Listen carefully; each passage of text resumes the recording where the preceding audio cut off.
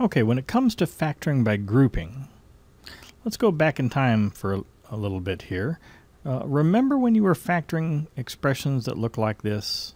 X squared times x plus 5 minus 3 times x plus 5. These were easy, right? You looked at your two terms and you said, hey, there's a common x plus 5 on both of them, which we could then factor out and say this was equal to x plus 5 times whatever was left, in this case x squared, minus 3, right? So these problems are fairly quick. But what happens if you were given not this, but something equivalent to this, the expanded version of this? What if you were given x cubed plus 5x squared minus 3x minus 15? Now it's not nearly as obvious what we need to do. Okay. That said, if we could take this one to this one, how do we do it? Notice this term here was the result of factoring those two terms. And this single term here was the result of factoring those two terms. And this trick only worked, in other words, we could only get from here to here, because two of those factors that we discovered were the same.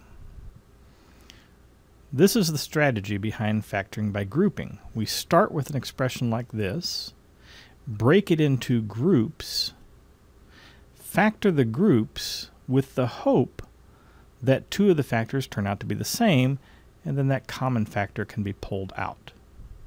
Okay, so let's take a look at a couple of examples. For the first example, let's look at x cubed minus 2x squared plus 3x minus 6. Okay, here again, let's first look for a common factor. We don't see any. This is missing an x.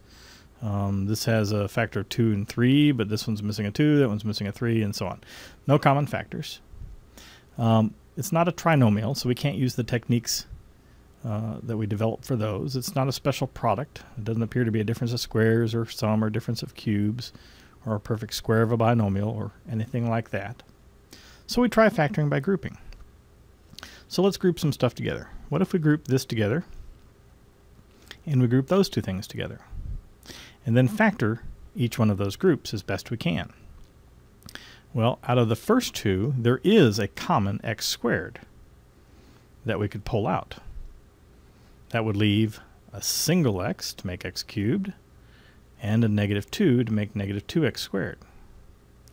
Now over here, we could factor this as well immediately, but let's look forward a little bit. Factoring by grouping is only going to work if we have a common factor between these two terms that we're creating.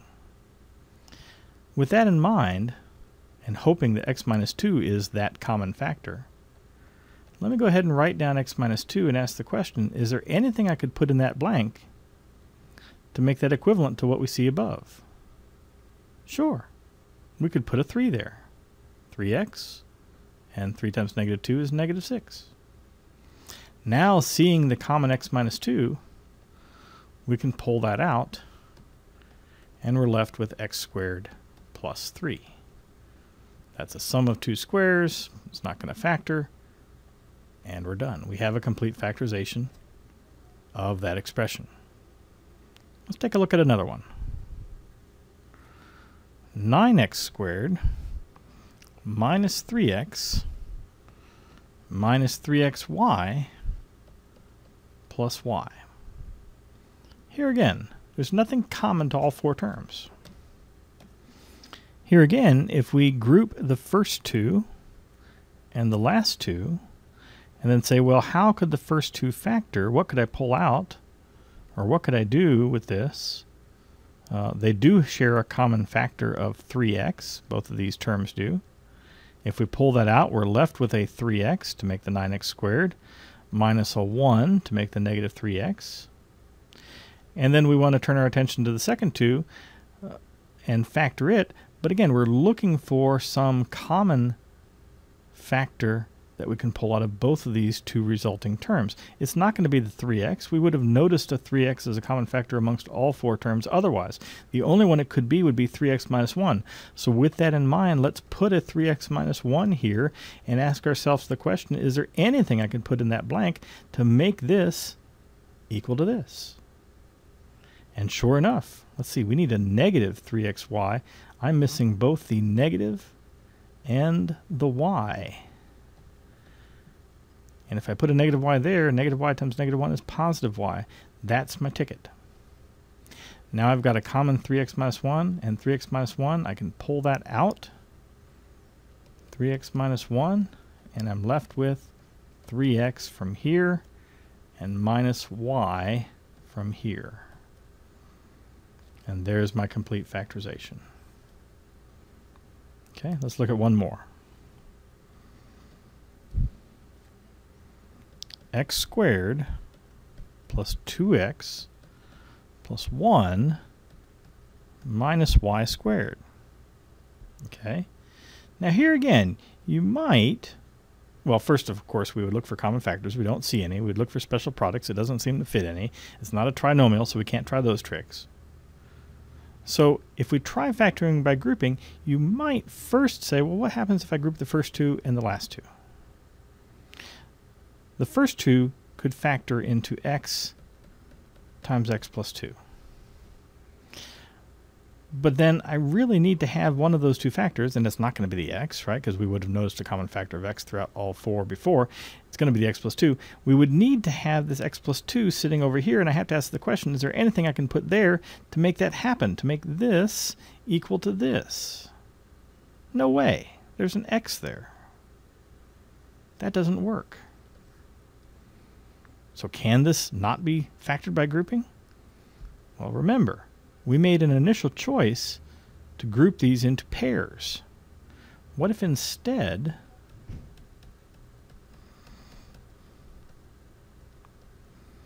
I looked at this group? This also factors, right? This is x plus 1 squared. This, of course, is factored in and of its own right. Y squared. Now what do we have? We have a square of something minus a square of another thing. This is a difference of squares, isn't it? So I can say, well, what did I square to get the first thing? That was x plus 1. What did I square to get the second thing? That was y. I can look at their sum times their difference. And we're done. Okay, so sometimes you have to be a little more creative with these things and look at how you group different things together. Okay.